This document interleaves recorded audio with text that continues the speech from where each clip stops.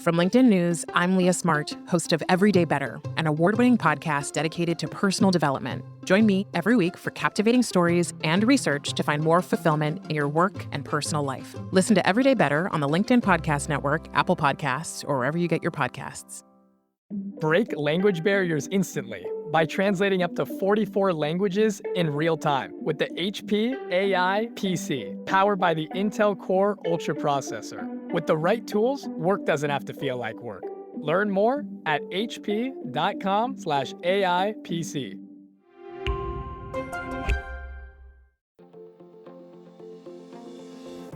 Hello, my friend, and welcome to another exciting episode of Negotiate Anything.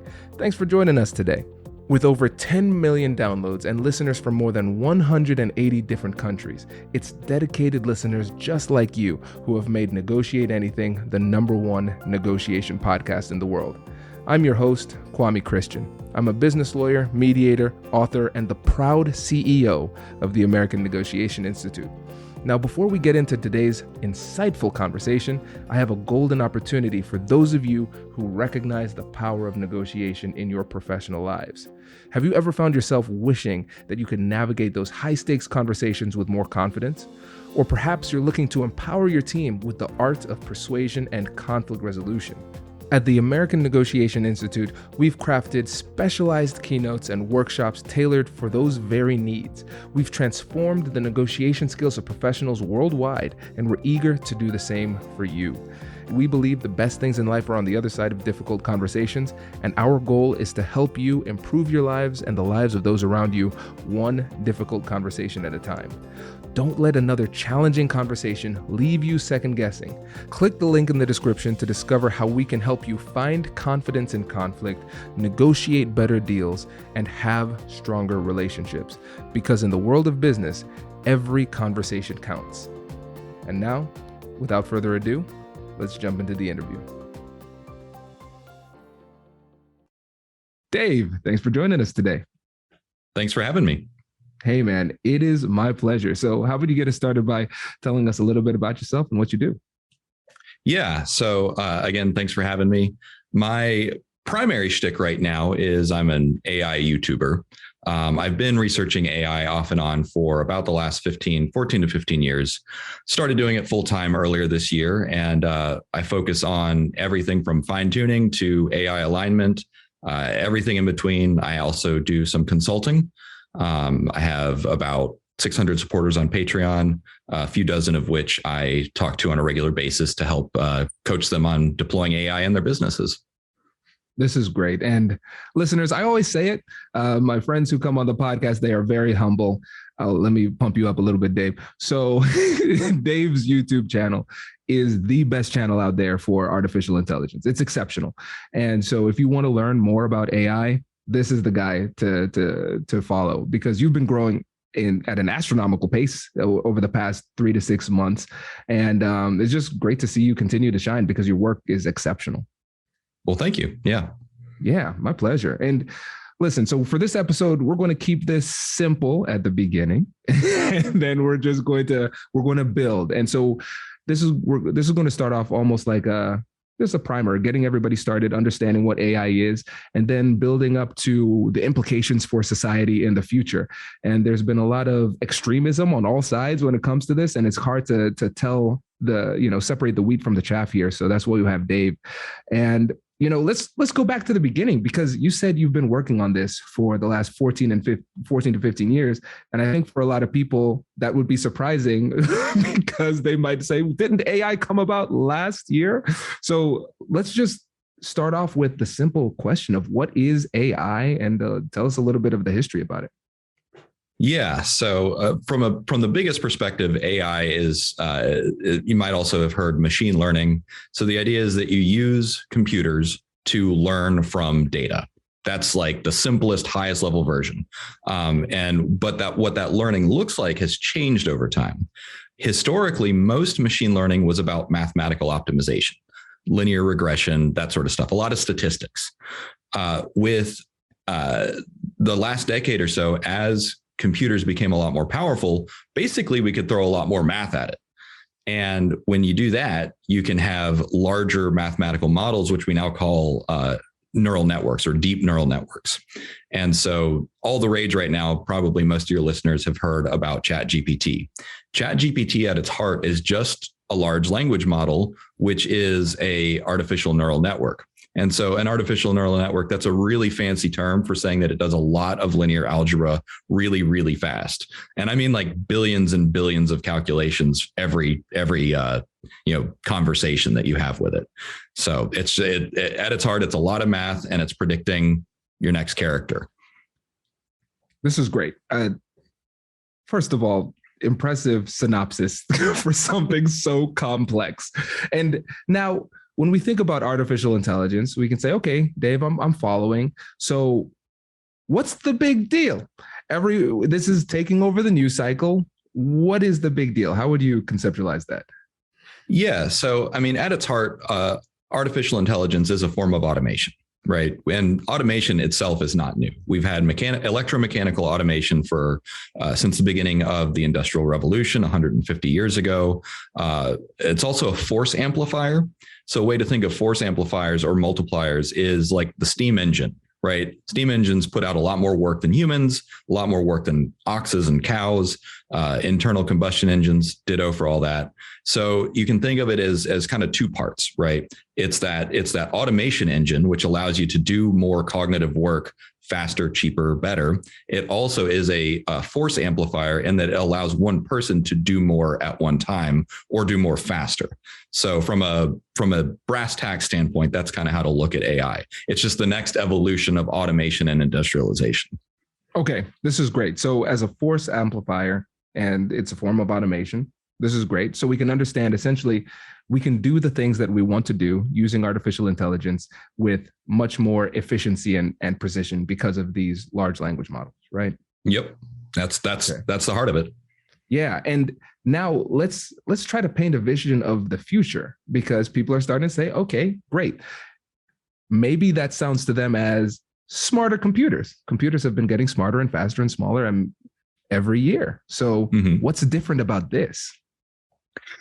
So this is what in the industry is called a step change. So in many cases, you have a smooth trend line, right? Like cars get, X amount more efficient every year. We deploy X percentage more solar every year. So that's a nice smooth growth curve. But what artificial neural networks, especially large language models like ChatGPT do, that's a step change, which is there's suddenly a whole bunch of new abilities that were not there before. And so that's like going from an electric typewriter to Microsoft Word, right? It still fundamentally does the same thing, but it comes with 1,000 features that typewriters just are not capable of. And so this is taking that to the next level, at least in terms of language generation and manipulating language. Absolutely. And I think that's one of the things that's so difficult about explaining this technology, because when you think about our human cognitive capacity, we're limited.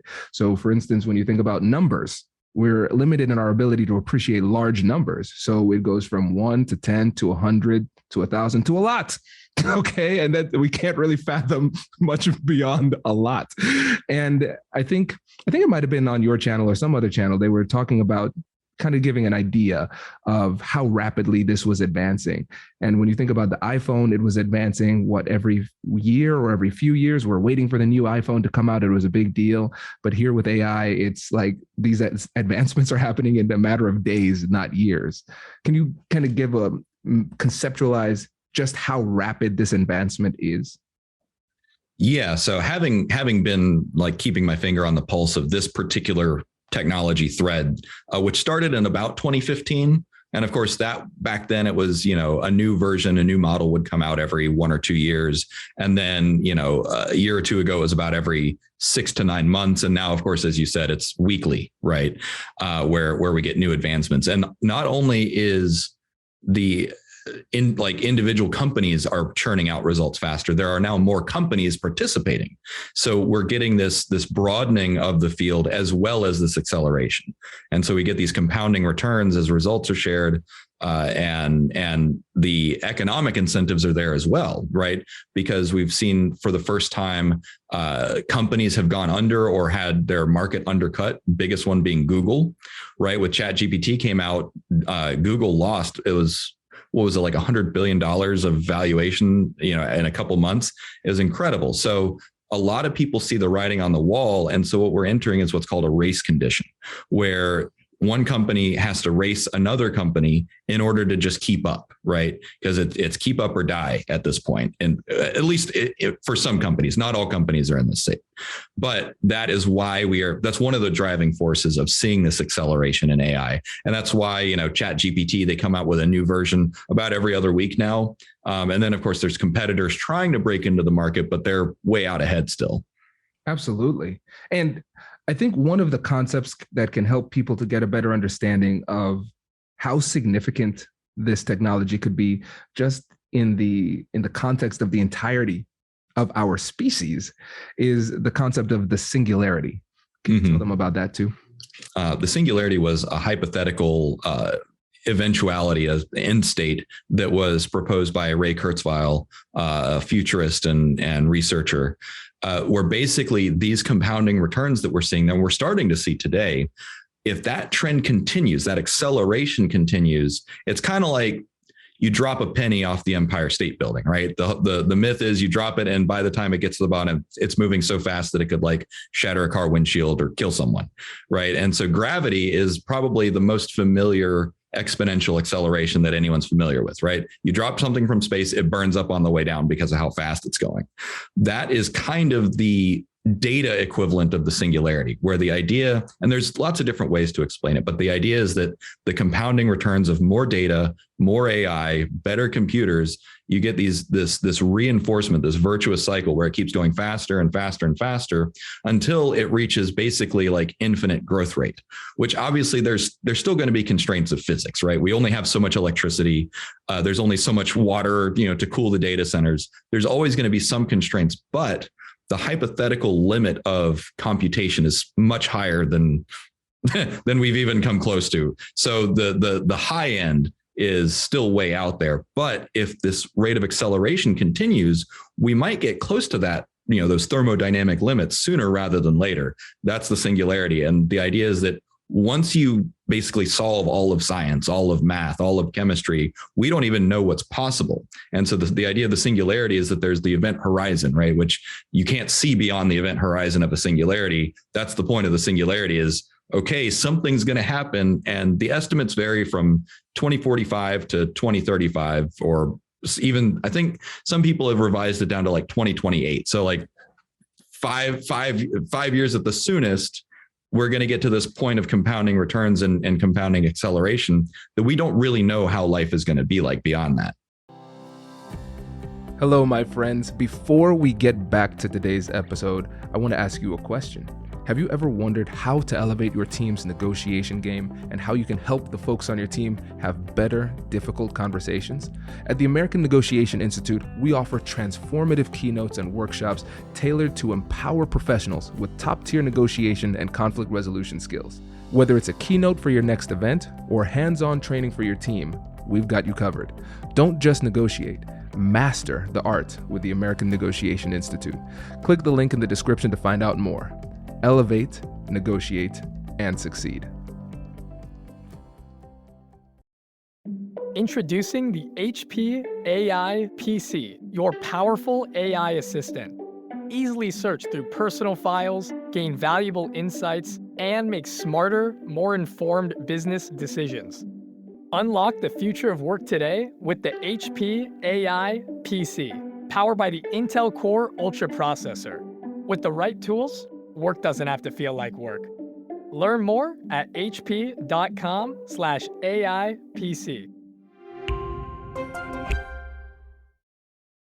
Yes. And as you say, we don't know what life is going to be like. I am going to ask you to try to explain what life is going to be like, because I think people are understanding. They're saying, okay, this is a big deal. Solving science is a very big statement, because we think about just the technological advances from 1900 to 2000. It's astronomical. It's a completely different world. And now to even posit that we're at a point where we could create a technology to essentially end all technologies. Like, this is the platform that just spurs humanity to a place that we can't even conceptualize. Can you give us an idea of what the potential outcomes could be? Yeah. So I guess on a sliding scale, on the low end, due to some of those constraints of physics, right? The planet is only so big. There's only so much energy that we can use. On the low end, you're looking at what I call kind of a post-labor economy, where because these machines are getting smarter and more efficient, like think about how powerful ChatGPT is. $20 a month. And I don't know about you, but it accelerated everything that I do on YouTube. Anything that I want to do. Like I was working on a project with people and I wrote a 32,000 word book in 3 days with the help of ChatGPT. Right. So I'm going 100 times faster than I used to before. Right. So on the low end, everyone goes 100 or 1,000 times faster at whatever it is that they're trying to do, at least for intellectual labor. Now that is going to change. That alone would create new economic paradigms that we're not quite ready for, because the thing is humans are very expensive to employ, right? You need health insurance, you need benefits, you need HR. But if you can replace 100 people with a ChatGPT subscription, and that's today, that's version 1. What is version 2, 3, 4 of these things with all their integrations? How many human labors are they going to be able to replace? And then the big question is, that economic boost, is that going to translate to other new jobs? It's a big open question, and there's a lot of debate about that. So at the very least, we're looking at a major shift in the way that we think about economics. If you look at 200 years ago, 95% of people were farmers, right? And that's just because of how inefficient it was. Right. Farming was not particularly efficient because we didn't have steam engines and internal combustion engines. You had to do most of it by hand or with the aid of large animals. So the Industrial Revolution gave us that new force multiplier, steam engines, internal combustion engines. This is the next labor force multiplier. So what if 95% of jobs today, right? Like you take that same paradigm, 95% of jobs today go away because you don't need it. So what's left? And it's pretty scary to think like, okay, well, only 5% of jobs will remain. And historically speaking, those jobs have always been replaced by new jobs. We don't know if that's going to happen this time. And there's good reason. There's good reason, arguments on both sides, right? Like it has always happened up to this point. We'll discover new demands for human labor. It might not happen though, because like I said earlier, humans are expensive. So that's like the low end. We're looking at that level of economic disruption even before the singularity, right? That's coming in the next 5 to 10 years. On the high end, you have everything possible from, people are working on brain computer interfaces. So like, I don't personally believe this is possible, but some people think like, oh, well, you get those brain computer interfaces sophisticated enough, you could upload your brain to live in a computer for the next 4 million years or whatever. And that sounds like pure science fiction. There's all kinds of other possibilities. You solve faster than light travel, high energy physics, and then we start colonizing the entire galaxy after the singularity. So the truth is probably somewhere between those two extremes of economic disruption and, we invent Star Wars technology. Incredible. Great synopsis. Because you're absolutely right. Because I agree with you. I think the conservative estimation is the fact that we get to that post-labor society, the leisure class, as you describe. And then it creates this really challenging, almost philosophical conundrum where we almost have no choice but to explore what the meaning of life is because we have nothing else to do, right? And so this disrupts the whole fabric of society. Notice I say disrupts. It doesn't mean good or bad. It will significantly change it. And so in order to be able to be ready for these outcomes, we have to be able to have conversations about this. And I think one of the most important conversations is about AI regulation. And I think this is notable because, again, listeners, let me say something. If I ever say anything smart about AI, just know that I'm saying what Dave has already said to me months in the past on YouTube. Okay. So don't give me any credit here. Right. But you and your team brought up a really great point where you said this is the only time in history in the United States where a corporate interests have come to the government and said, what we've created is so powerful, you need to regulate us. Let's work on how to do that. So let's talk about why meaningful regulation is so important. And then later we can talk about what that actually looks like. Yeah, absolutely. So earlier I mentioned that race condition, right? So Google is terrified. Microsoft is terrified. A whole bunch of other startups and other tech companies, they're all terrified.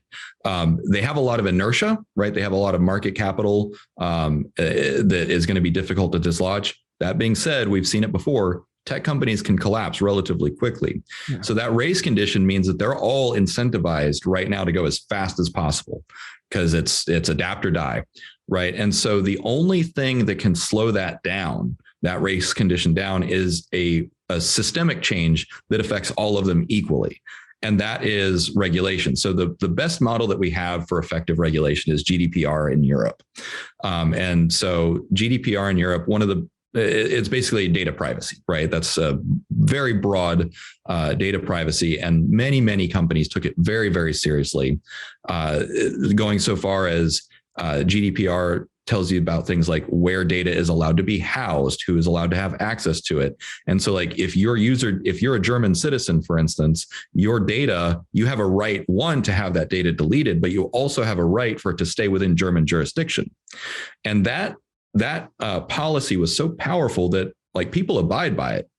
And so that's the kind of systemic change that changes the rules of the game. Right. And so that is why people like Sam Altman from OpenAI and I apologize, Christina Montgomery from IBM, why they're saying, hey, like we are advocating for this national like blanket regulation policy, because that will force everyone to slow down and they're still incentivized to compete, right? Capitalism isn't going anywhere anytime soon. So that competition, that race will still be there, but it'll be constrained, right? It's kind of like, stock car racing, right? You're not allowed to put nitro in your stock car, right? Everyone has the same basic parts in their car. So they're, limited in speed. And so that keeps the rules fair, but also safer for everyone. I actually like that analogy. I like that too. That was really good. And now, again, that makes sense. Why is that so hard? Hypothetically, it's not hard, right? Because we've done it before, right? We've got the FDA. We've got plenty of regulatory bodies all over the world. We've even got international regulatory bodies, right? There's nuclear inspectors that will inspect all the enrichment reactors all over the planet. So we have a model for it. We have succeeded at this problem because the only other time that we've ever created something, there's been two other times that we've created things this dangerous. One, bioweapons, and two, nuclear weapons, right? So we have a model for regulating these existential technologies. Now, that being said, one of the hardest problems is actually what's called the Overton window. That is the range of conversation that you can talk about without getting laughed off the stage, right? And so because of the Senate hearing that we're alluding to, because of ChatGPT, because of Google and Microsoft, that Overton window is shifting. So now people are saying, oh, okay, we're allowed to talk about these existential risks. And, on the one hand, it's maybe not a full existential risk, but we are at risk for that economic disruption. And on the more extreme end is that existential risk. But now we're allowed to talk about it. And so now it's time to evaluate, okay, what are the lessons from history, right? And one of the kind of darkest chapters of human history was a policy called mutually assured destruction. So for many people who were alive back then, or alive as I was at the tail end of the Soviet Union and the Cold War with the United States, the policy of mutually assured destruction was about the buildup of nuclear weapons. So the buildup of nuclear weapons was about the idea that no nation had what's called first strike capability. So first strike capability was the ability to completely cripple your enemy so that they couldn't retaliate.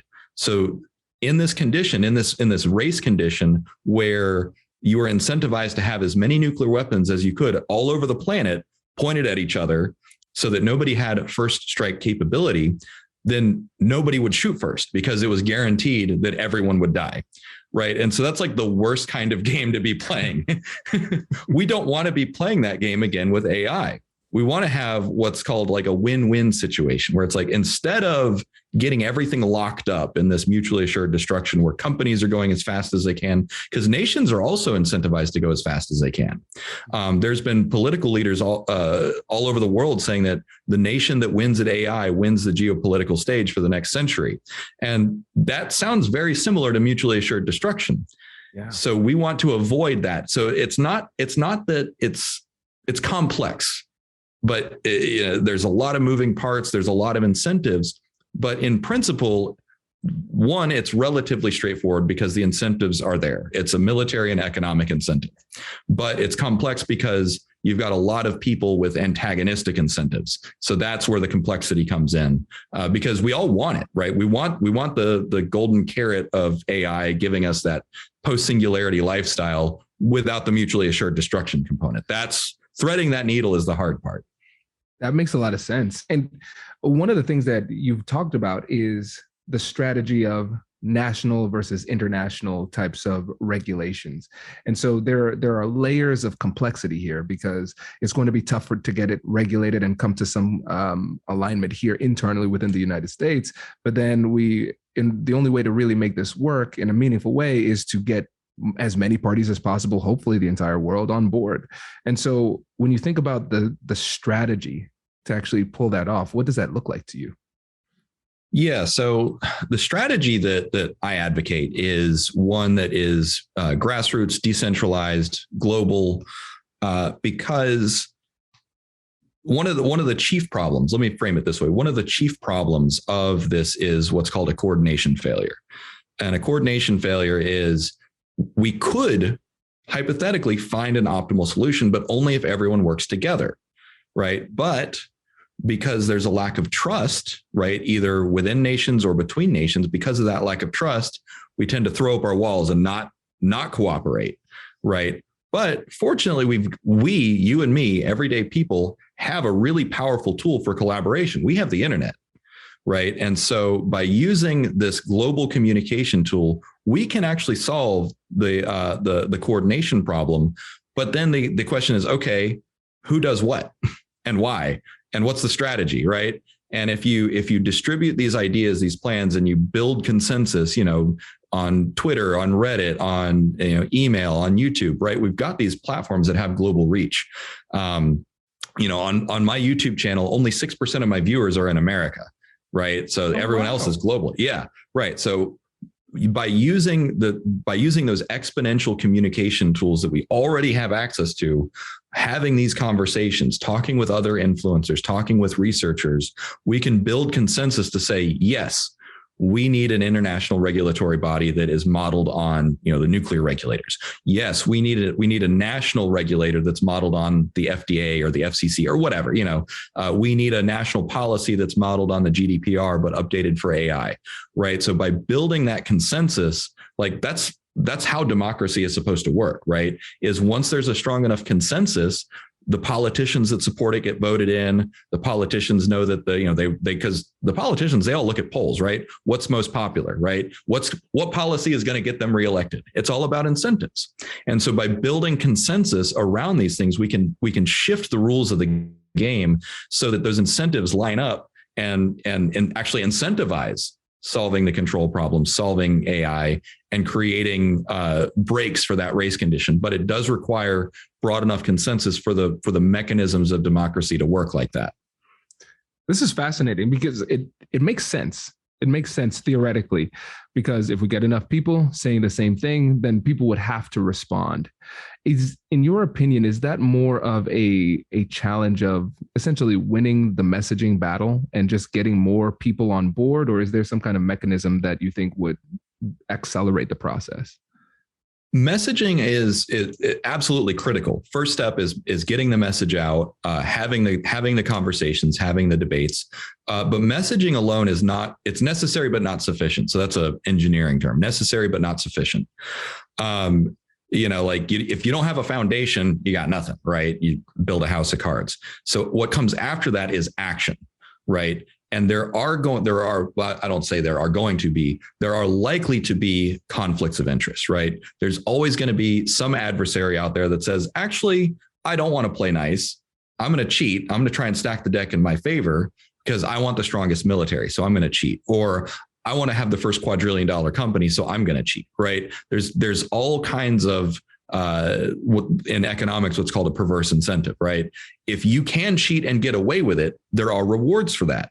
So what we have to do is create a system that is so robust, so comprehensive that breaking the rules is worse than actually following the rules. And so that's what in game theory, that's called a Nash equilibrium.